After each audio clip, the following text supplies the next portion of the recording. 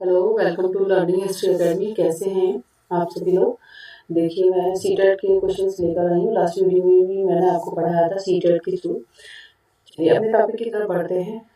सिंधु तथा इसकी सहायक नदियाँ। अब हम पढ़ेंगे आज के टॉपिक में सिंधु तथा सहायक नदियाँ और नगरों का विकास। तो सिंधु तथा इसकी सहायक नदियाँ हमें यहाँ पर क्या देखने को मिला है। सहायक नदियाँ हम किसे कहते हैं, मैं आगे आपको मैप के थ्रू भी बताऊंगी कि सिंधु नदी कहाँ थी और इसकी सहायक नदियाँ कौन कौन सी हैं। सहायक नदियाँ उन्हें कहते हैं जो एक बड़ी नदी में जाकर मिल जाती हैं, यानी कि जो 4-5 नदी होती हैं, कुछ नदियाँ ऐसी होती हैं जो एक बड़ी नदी में जाकर मिल जाती हैं, उनको हम क्या कहते हैं, सहायक नदियाँ कहते हैं। तो बात यहाँ पर सिंधु नदी की सहायक नदियों के बारे में चल रही है बात, जो लगभग 4700 वर्ष पूर्व इन्हीं नदियों के किनारे कुछ आरंभिक नगर फले फूले थे। मतलब स्टार्टिंग में जो सिंधु नदी थी, इसी की जो सहायक नदियाँ थी, इसी के आसपास कुछ नगर फले फूले थे। कितने समय पहले? 4700 वर्ष पहले। ये क्वेश्चन पूछा जाता है, सिंधु नदी के किनारे कितने वर्ष पहले आरंभिक नगर फले फूले थे। तो क्वेश्चन क्या होगा आपका? क्वेश्चन क्या होगा आपका? 4700 वर्ष। क्या होगा? 4700 वर्ष पूर्व। चलिए अब हम चलते हैं, नगरों का विकास किस तरीके से हुआ था ये देखते हैं। नगरों का विकास किस तरीके से हुआ था। नगरों के विकास की बात हम जब करें, गंगा एवं इसकी सहायक नदियों के किनारे तथा समुद्र तटवर्ती इलाकों में नगरों का विकास लगभग 2500 वर्ष पूर्व हुआ था। अब यहाँ पर जो नगरों के विकास की बात आती है, यहाँ पर आरंभिक नगर फले फूले थे और यहाँ पर गंगा व इसकी सहायक नदियों के बारे में बात चल रही है। यहाँ पर सिंधु नदी की बात चली थी, यहाँ पर गंगा एवं इसकी सहायक नदियों के बारे में बात चल रही है। एनसीईआरटी में आप लोग पढ़ते हैं और पढ़ते पढ़ते निकल जाते हैं, आपको ये नहीं पता होता कि नगरों का विकास सिंधु तथा इसकी सहायक नदियों के बारे में चैप्टर बात कर रहा है। तो देखिए यहाँ पर समझिए किस तरीके से नगरों का विकास, गंगा एवं इसकी सहायक नदियाँ, उनके किनारे तथा समुद्र तटवर्ती इलाकों में नगरों का विकास लगभग 2500 वर्ष पूर्व हुआ था। क्वेश्चन बनता है कि गंगा इसकी सहायक नदियों के किनारे नगरों का जो विकास हुआ था, डेवलपमेंट हुआ था, वो कब हुआ था? 2500 वर्ष पूर्व हुआ था। कब हुआ था? 2500 वर्ष पूर्व हुआ था। चलिए मैं बताती हूँ, मैं अभी आपको दिखाती हूँ, मैप के थ्रू बताती हूँ। हम बात करेंगे सबसे पहले पॉइंट 1 के बारे में, सिंधु तथा इसकी सहायक नदियाँ। देखिए कहाँ पर है इसकी सिंधु तथा इसकी सहायक नदियाँ। देखिए आ जाइए, देखिए सिंधु है, ये क्या है? सिंधु। हम सिंधु की बात करेंगे, सिंधु नदी के बारे में बात करेंगे। देखो ये है आपका, सॉरी,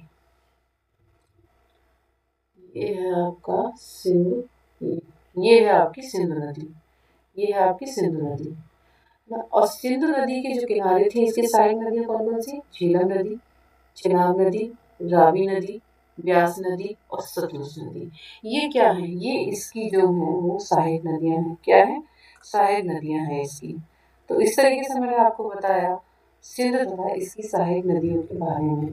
तो यहाँ पर बात क्या हो रही थी? सहायक नदियों के किनारे यहाँ पर ही 4700 वर्ष पूर्व नदियों के किनारे कुछ आरंभिक नगर फले फूले थे। इन्हीं के किनारे क्या हुआ था? क्योंकि यहाँ सिंधु नदी के किनारे पानी था, तो पानी की वजह से लोग यहाँ आसपास रहने लगे थे। कुछ संग्राहक थे, कुशल संग्राहक थे, वो यहाँ पर बसने लगे थे, रहने लगे थे। तो इस तरीके से कुछ शुरुआत के नगर फले फूले थे इसके किनारे। तो बात आती है, हम यहाँ पर बात करते हैं नगरों का विकास गंगा इसकी सहायक नदियों के किनारे होता है। नगरों का विकास कब होता है? 2500 वर्ष पूर्व होता है। कब होता है? 2500 वर्ष पूर्व होता है। तो चलिए हम देखते हैं गंगा नदी। देखिए यहाँ पर आ जाइए, गंगा नदी, गंगा नदी के पास आ जाइए कि गंगा नदी कहाँ पर है। पहले मैं अपनी पेंसिल करती हूँ, ये है गंगा नदी। यहाँ से ये देख रहे हैं ना, गंगा नदी, और इसकी जो सहायक नदी है वो कौन है? यमुना नदी है, सोन नदी है। ये जो है ना आसपास की नदियां हैं, ये गंगा नदी है। यहाँ गंगा नदी जो है ना ऐसे आ रही है, ये गंगा नदी। यहाँ पर क्या हुआ था? नगरों का विकास हुआ था। क्या हुआ था यहाँ पर? यहाँ पर जो हुआ था वो नगरों का विकास हुआ था। नगरों का विकास, नगरों का विकास हुआ था। कब हुआ था? 2500 वर्ष पूर्व हुआ था।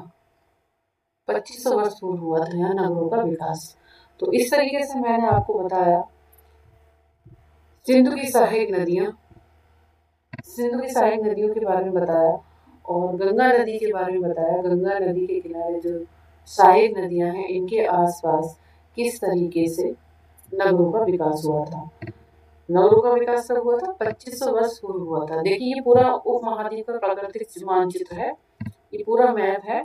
देखो यहाँ पर गिरधर सुलेमान की पहाड़ियाँ जो मैंने आपको पिछली वीडियो में पढ़ाया है कि यहाँ पर क्या क्या देखने को मिला था। गारो पहाड़ियों के बारे में भी मैंने आपको लास्ट वीडियो में पढ़ाया है। नर्मदा नदी के बारे में मैंने आपको लास्ट वीडियो में बताया है। तो अगर मेरी वीडियो किसी ने नहीं देखी तो लास्ट वीडियो देख ले, क्योंकि मैं यहाँ पर मैं पूरा पिछली वीडियो का नहीं पढ़ाऊंगी। जो मैं पढ़ाऊंगी इस वीडियो का जो मैं लेकर आई हूँ आज, तो अंडमान निकोबार द्वीप समूह, यहाँ पर आपका अरब सागर है, बंगाल की खाड़ी है, लक्षद्वीप समूह है। इस तरीके से आप पूरा मैप देख सकते हैं। ये देखिए ये पूरा मैप दे रखा है।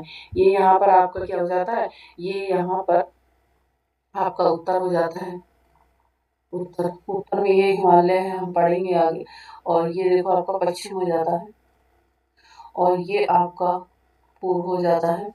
और आगे आ जाइए आप, आगे हम आ जाते हैं, यहाँ पर आ जाइए, ये आपका क्या हो जाता है, साउथ हो जाता है, यानी कि दक्षिण हो जाता है। इस तरीके से आपका उत्तर पूर्व और आपका पश्चिम दक्षिण, ये क्या है आपकी, ये आपकी दिशाएं हैं। तो इस तरीके से हमने मैप के थ्रू मैंने आपको बताया कि सिंधु तथा इसकी सहायक नदियां और नहरों का विकास। चलिए आगे चलते हैं। नेक्स्ट देखिए गंगा तथा इसकी सहायक नदियों और सोन का पता हमने लगाया। और गंगा के दक्षिण में इन नदियों के आसपास दक्षिण प्राचीन काल में मगध उभरा था, यानी कि मगध यहाँ पर बना था और जो कि वर्तमान बिहार में है। इसके शासक बहुत शक्तिशाली थे और उन्होंने एक विशाल राज्य स्थापित किया था। देश के अन्य हिस्सों में भी ऐसे राज्यों की स्थापना की गई थी। ऐसे राज्य कौन कौन से थे वो मैं आपको अगली वीडियो में बताऊंगी। आप देखिए यहाँ पे ये आ गई ना गंगा तथा इसकी सहायक नदियाँ।